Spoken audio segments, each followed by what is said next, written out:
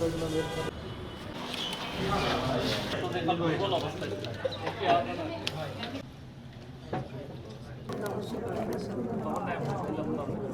আছেন না? ইনশাআল্লাহ জি, দোয়া করবেন। শুনে মির্জা ফখরুল ইসলাম আলমগীরের ওই জায়গায় ইলেকশন করছে আর কি একসাথে। আমাদের দাঁড়িপাল্লাও আপনি একবার এমপি হয়েছেন। ২৭ বছরের মুক্তিতে এসে আপনার কেমন লাগছে পরিস্থিতির কথা যদি জানান।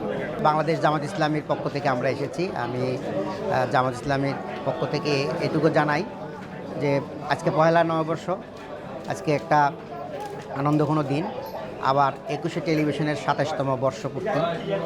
উভয় দিক থেকেই আমরা সংগঠনের পক্ষ থেকে শুভেচ্ছা জানাচ্ছি এবং এই দীর্ঘ পথ চলায় নানান মানে চড়াই উতরাই ফেসিবাদ আমলে আমরা যেমন নানানভাবে বিপদগ্রস্ত ছিলাম, আমরা মামলা মোকদ্দমায়, আমরা রিমান্ডে, আমরা ফাঁসিতে বিভিন্নভাবে ক্লান্ত শ্রান্ত, ঠিক তেমনিভাবে এই সত্য পথে চলার কারণে ২১শে টেলিভিশনকেও ফেসিবাদের আক্রোশের এতে পড়তে হয়েছে। চেয়ারম্যান জেল খেটেছেন, আমরা এগুলো সব দেখেছি।